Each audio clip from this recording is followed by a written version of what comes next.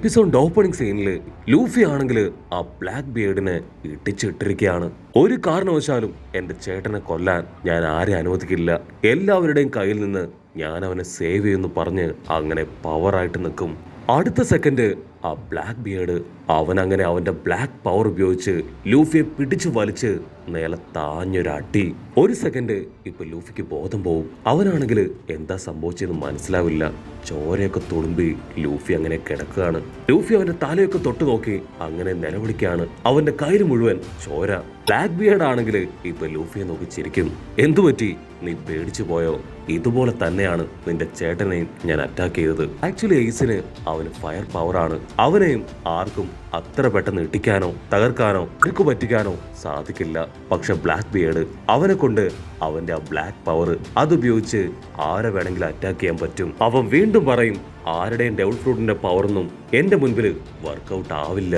പക്ഷെ ലൂഫി ആണെങ്കിൽ അപ്പോഴും വിട്ടുകൊടുക്കാനായി തയ്യാറാവാതെ വീണ്ടും അവനെ ഇട്ടിക്കാനായിട്ട് തയ്യാറാവും. പോസ്റ്റ് അവനാണെങ്കിൽ ലൂഫിയെ റെസിസ്റ്റ് ചെയ്യാൻ റെഡിയായിട്ട് അങ്ങനെ നിൽക്കും. ലൂഫി ഓടി ഓടി അടുത്ത് വരെ അവനും വമ്പൻ ആക്ഷനൊക്കെ ഇട്ട് ലൂഫിയെ തന്നെ ഫോക്കസ് ചെയ്യും. പക്ഷെ അപ്പോഴേക്കും ജയന്റ് ജിംബൈ ആളാണെങ്കിൽ ലൂഫിയെ പിടിച്ചു വലിച്ച് അവനെ തടഞ്ഞു നിർത്തും. ലൂഫി, നീ ദയവ് ചെയ്ത് ഈ സമയത്ത് മണ്ടത്തരങ്ങളൊന്നും കാണിക്കരുത്. നമ്മൾ ശരിക്കും ആലോചിച്ച് വേണം ഇനിയുള്ള ഓരോ സ്റ്റെപ്സും മുൻപോട്ടേക്ക് എടുത്തു വെക്കാൻ. ഇപ്പൊ നിന്റെ പ്രയോറിറ്റി അതിവനല്ല, മറിച്ച് നിന്റെ ബ്രദർ എയ്സ് ആണ്. അവനെ എങ്ങനെയെങ്കിലും നീ രക്ഷിക്കാൻ നോക്ക്. ഈ ബ്ലാക്ക് ബിയർഡ് അവനിപ്പോ ഒരുപാട് ചേഞ്ചസ് ഓൾറെഡി വന്നു കഴിഞ്ഞു. അവൻ മുൻപ് വൈറ്റ് ബിയർഡിന്റെ അസിസ്റ്റന്റ് ആയിരുന്നു. അവൻ അവിടെ നിന്ന് അവരെ വിട്ട് ഒറ്റയ്ക്ക് ജീവിക്കാൻ തുടങ്ങി. അതിനുശേഷം ആരെ കൊണ്ടും തൊടാൻ കഴിയാത്ത എയ്സിനെ പോലും അവൻ തകർത്തിരിക്കുകയാണ്. സോ ഇപ്പൊ നീ ബുദ്ധിപരമായിട്ട് ചിന്തിക്ക്. ബ്ലാക്ക് ബിയർഡ് ആണെങ്കിൽ അപ്പോഴും ഒരു കൂസലില്ലാതെ നിൽക്കുകയാണ്. ഓ, നീ അവനെ കൺവിൻസ് ചെയ്യാണല്ലേ ലൂഫി. ആക്ച്വലി നീ ഒരു ചെറിയ പയ്യനാണെങ്കിലും നിന്റെ പവർ അത് ശരിക്കും അടിപൊളിയാണ്. ധൈര്യം ഉണ്ടെങ്കിൽ നീ ഞാനുമായിട്ട് ഫൈറ്റ് ചെയ്ത് ജയിക്കുന്നു പറഞ്ഞ് വീണ്ടും ഇപ്പൊ അവനെ വെല്ലുവിളിക്കും. ക്രൊക്കഡൈലിനാണെങ്കിൽ ജിംബൈ പറയുന്നത് കേൾക്കുമ്പോഴായിരിക്കും ആരാണ് ഈ ബ്ലാക്ക് ബിയർഡ് എന്ന് മനസ്സിലാവുക. ഓ, നീയാണ് എന്റെ വോർലോഡ് സ്ഥാനം അത് തട്ടിയെടുത്ത് ആ പോസ്റ്റിലേക്ക് വന്ന ബ്ലാക്ക് ബിയർഡ് അല്ലേ? നീ ഇങ്ങനെയൊക്കെ ചെയ്താ നിന്റെ വോർലോഡ് പവർ അത് നിനക്ക് നഷ്ടപ്പെടുമെന്ന് നിനക്കറിയില്ല. ബ്ലാക്ക് ബിയർഡ് ചിരിക്കും. എനിക്ക് ഒരു വ്യക്തമായ പ്ലാൻ ഉണ്ട്. അതെന്താണെന്ന് നിനക്കറിയണോ? അവനത് ചോദിക്കുമ്പോഴേക്കും പുറകിൽ നിന്ന് വലിയൊരു പൊട്ടിത്തെറി ശബ്ദം കേൾക്കും. ഉടനെ ഇവാൻ അവൻ നിലവിളിച്ചു പറയും, ലൂഫി ഓടിക്കോ, ആ മകലൻ അവനിവിടേക്ക് എത്തിക്കഴിഞ്ഞു. അത് കേൾക്കേണ്ട താമസം ലൂഫിക്ക് പകരം അവിടെ ഉണ്ടായിരുന്ന ബാക്കി ആൾക്കാര് അവരിപ്പോ ഓടാനായിട്ട് തുടങ്ങും. ബ്ലാക്ക് ബിയർഡിന്റെ മുഖത്താണെങ്കിൽ ഒരു ചിരി വിടരും. കാരണം അവനെ മീറ്റ് ചെയ്യാനാണ് ബ്ലാക്ക് ബിയർഡ് ഇവിടേക്ക് വന്നത്. ഉടനെ ഓരോരുത്തരായിട്ട് ഓടി രക്ഷപ്പെടുന്ന കണ്ട ഇവാൻ അവനും ഇപ്പൊ അവിടുന്ന് ഓടാൻ ശ്രമിക്കുകയാണ്.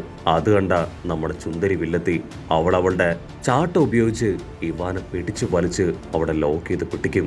ഇവാൻ കരയുന്നത് അതവൾക്ക് കാണണം. പക്ഷെ ഇവാൻ അവളുടെ ആ ചാട്ട അതങ്ങനെ ചുറ്റി അവ കറക്കി കയ്യിലെടുക്കും. ചാട്ട കയ്യിൽ നിന്ന് പോയതും അവൾ ടെൻഷനാവും. പ്ലീസ് ഇവാൻ, അതെന്റെ ആയുധമാണ്, അതെനിക്ക് തിരികെ തരണം. മറ്റൊരു ഭാഗത്ത് ജിംബൈ ആളിപ്പോ ഭയങ്കര ഹാപ്പിയാണ്. കാരണം ബ്ലാക്ക് ബിയർഡ് വന്ന സ്ഥലത്ത് ഇപ്പൊ ഗാർഡ്സ് ഒന്നും ഇല്ല. അവൻ എല്ലാ ഗാർഡ്സിനെയും അവന്റെ ആ ബ്ലാക്ക് പവർ അത് വെച്ച് ഇല്ലാതാക്കിയാണ് അവിടേക്ക് എത്തിയത്. അതുപോലെ ബ്ലാക്ക് ബിയർഡും ഇപ്പൊ ഭയങ്കര ഹാപ്പിയാണ്. കാരണം ഇപ്പൊ ജയിലില് ഒരുപാട് പ്രശ്നങ്ങൾ നടക്കുന്നത് കൊണ്ട് തന്നെ ഈസി ആയിട്ട് ഇവിടേക്ക് എത്താൻ കഴിഞ്ഞു. ആ പ്രിസണേഴ്സ് ആണെങ്കിൽ ബ്ലാക്ക് ബിയർഡ് വന്ന വഴി ഉഷാറായിട്ട് ഓടും. പക്ഷെ അപ്പോഴേക്കും ഡീമൺ ഗാർഡായിട്ടുള്ള മിനട്ടോറസ് അവൻ അവിടേക്ക് വന്ന് അവരെ അറഞ്ചും പുറഞ്ചും തല്ലാനായിട്ട് തുടങ്ങും. ആക്ച്വലി ഡീമൺ ഗാർഡ്സിനും ആ ഡെവിൾ ഫ്രൂട്ടിന്റെ പവർ ഉണ്ട്. സോ അവറ്റകളെ എത്ര അടിച്ചാലും ഇടിച്ചാലും അല്പസമയം കഴിയുമ്പോൾ നിന്നെല്ലാം റിക്കവറായി അവറ്റകളും നോർമലായി മാറും.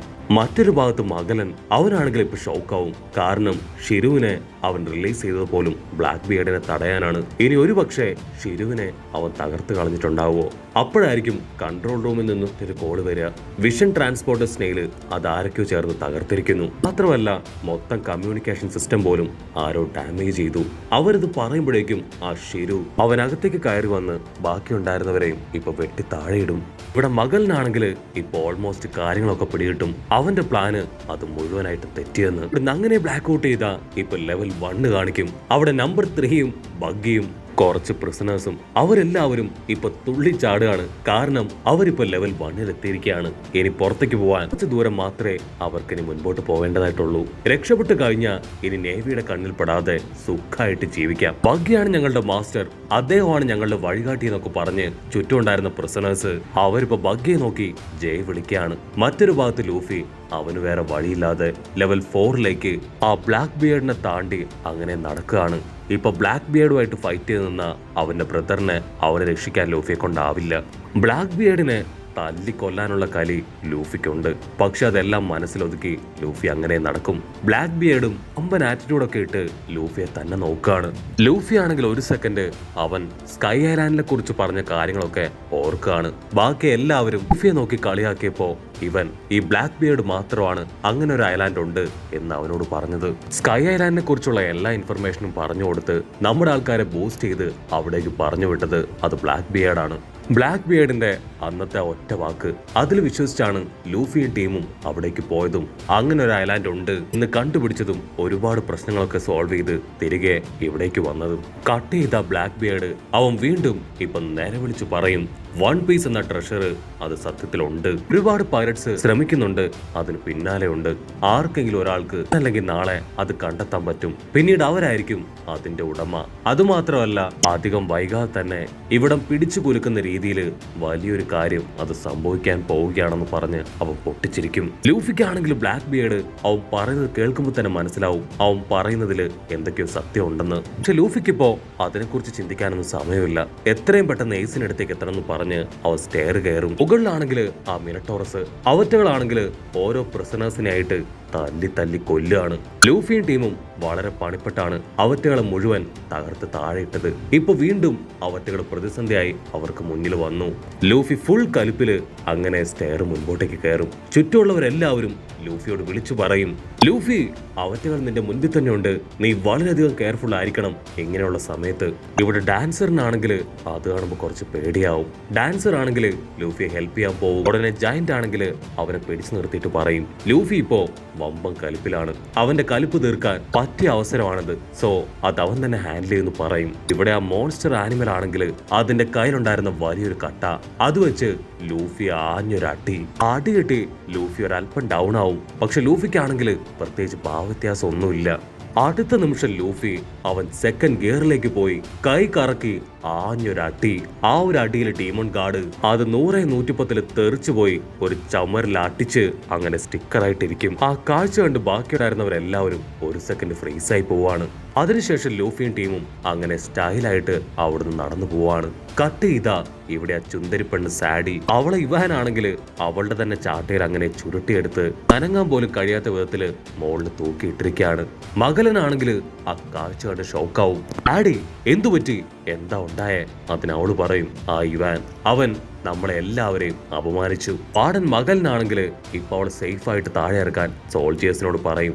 അതിനുശേഷം സ്ട്രെയിറ്റ് ആയി ആ ബ്ലാക്ക് ബിയർഡും അവന്റെ അസിസ്റ്റൻസിന്റെ അടുത്തേക്കും വരികയാണ്. അവന് ബ്ലാക്ക് ബിയർഡിനെ കാണുമ്പോൾ തന്നെ അതാരാണെന്ന് മനസ്സിലാവും. ബ്ലാക്ക് ബിയർഡിനും ഇപ്പൊ വാർഡൻ മകലിനെ പിടികിട്ടും.